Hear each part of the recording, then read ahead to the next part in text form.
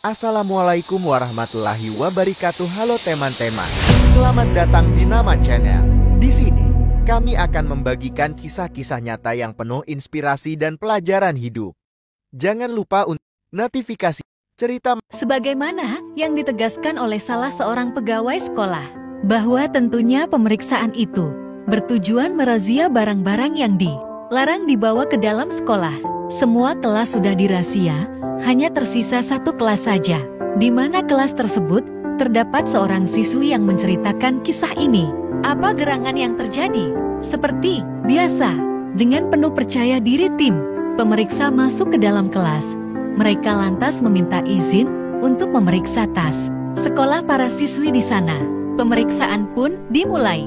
Di salah satu sudut kelas, ada seorang siswi yang dikenal sangat tertutup dan pemalu. Ia memandang tim pemeriksa dengan pandangan penuh ketakutan. Sementara tangannya berada di dalam tas miliknya. Semakin dekat gilirannya untuk diperiksa, semakin tampak raut takut pada wajahnya. Apakah sebenarnya yang disembunyikan siswi tersebut dalam tasnya? Tidak lama kemudian, tibalah gilirannya untuk diperiksa. Dia memegangi tasnya dengan kuat, seolah mengatakan, "Demi Allah kalian tidak boleh membukanya." Ini giliran diperiksa, dan dari sinilah dimulai kisahnya. "Buka tasmu wahai putriku."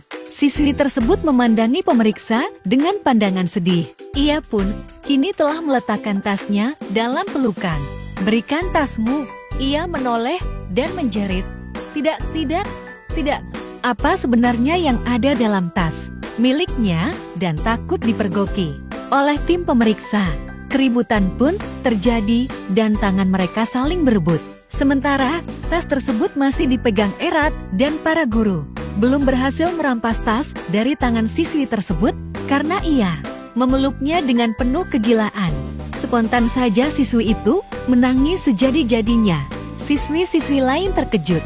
Mereka melotot. Para guru yang mengenalnya sebagai seorang siswi yang pintar dan disiplin, bukan siswi yang amburadul. Mereka terkejut melihat kejadian tersebut. Tempat itu pun berubah menjadi hening. Ya Allah, apa sebenarnya yang terjadi dan apa gerangan yang ada di dalam tas siswi tersebut? Apakah mungkin siswi tersebut? Siswi-siswi lain terkejut. Mereka melotot. Para guru yang mengenalnya sebagai seorang siswi yang pintar dan disiplin, bukan siswi yang amburadul. Mereka terkejut melihat kejadian tersebut. Tempat itu pun berubah menjadi hening. Ya Allah, apa sebenarnya yang terjadi dan apa gerangan yang ada di dalam tas siswi tersebut? Apakah mungkin siswi tersebut? Setelah berdiskusi ringan, tim pemeriksa sepakat untuk membawa siswi tersebut ke kantor sekolah. Dengan syarat jangan sampai perhatian mereka berpaling dari siswi tersebut, supaya ia tidak dapat melemparkan sesuatu dari dalam tasnya, sehingga bisa terbebas begitu saja. Mereka pun membawa siswi tersebut dengan penjagaan yang ketat dari tim dan para guru serta sebagian siswi lainnya. Siswi tersebut kini masuk ke ruangan kantor sekolah. Sementara air matanya mengalir seperti hujan.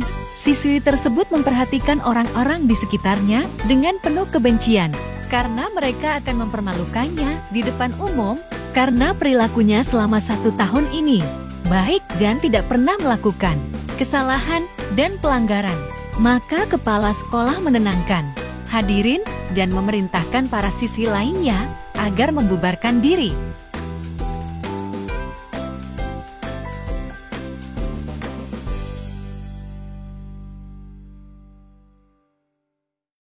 Dan dengan penuh santun, kepala sekolah juga memohon agar para guru meninggalkan ruangannya, sehingga yang tersisa hanya para tim pemeriksa saja. Kepala sekolah berusaha menenangkan siswi malang tersebut, lantas bertanya padanya, "Apa yang engkau sembunyikan wahai putriku?" Di sini, dalam sekejap siswi tersebut simpati dengan kepala sekolah dan membuka tasnya. Detik-detik yang menegangkan. Ya Allah, apa sebenarnya benda tersebut? Coba tebak. Di dalam tas tersebut tidak ada benda-benda terlarang atau haram, atau telepon genggam, atau foto-foto. Demi Allah, itu semua tidak ada. Tidak ada dalam tas itu, melainkan sisa-sisa roti. Ya, itulah yang ada dalam tas tersebut. Setelah mengorek informasi dari siswi tersebut seputar roti itu, setelah merasa tenang, siswi itu berkata, sisa-sisa roti ini adalah sisa-sisa dari para siswi yang mereka buang di tanah. Lalu aku kumpulkan untuk kemudian aku sarapan dengan sebagiannya dan membawa sisanya kepada keluargaku. Ibu dan saudari-saudariku di rumah tidak memiliki sesuatu untuk mereka santap di siang dan malam hari bila aku tidak membawakan untuk mereka sisa-sisa roti ini. Kami adalah keluarga fakir yang tidak memiliki apa-apa. Kami tidak punya kerabat dan tidak ada yang peduli pada kami.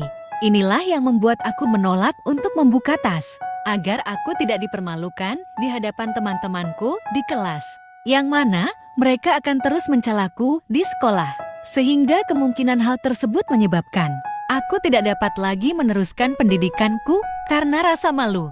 Maka, saya mohon maaf sekali kepada Anda semua atas perilaku saya yang tidak sopan. Saat itu, juga semua yang hadir menangis sejadi-jadinya. Bahkan tangisan mereka berlangsung lama di hadapan siswi yang mulia tersebut. Maka tirai pun ditutup karena ada kejadian yang menyedihkan tersebut. Dan kita berharap untuk tidak menyaksikannya. Karenanya wahai saudara dan saudariku, ini adalah satu dari tragedi yang kemungkinan ada di sekitar kita. Baik itu di lingkungan dan desa kita. Sementara kita tidak mengetahuinya. Atau bahkan kita terkadang berpura-pura tidak mengenal mereka. Wajib bagi seluruh sekolah dan pesantren untuk mendata kondisi ekonomi para santri-santrinya agar orang yang ingin membantu keluarga fakir, miskin dapat mengenalinya dengan baik. Kita memohon kepada Allah agar tidak menghinakan orang yang mulia dan memohon padanya agar dia selalu menjaga kaum muslimin di setiap tempat. Terima kasih sudah menonton. Jika kalian menikmati cerita ini, jangan lupa untuk like, komen, dan subscribe. Sampai jumpa di video berikutnya dengan kisah-kisah nyata lainnya yang tak kalah menarik. Tetap semangat dan teruslah terinspirasi.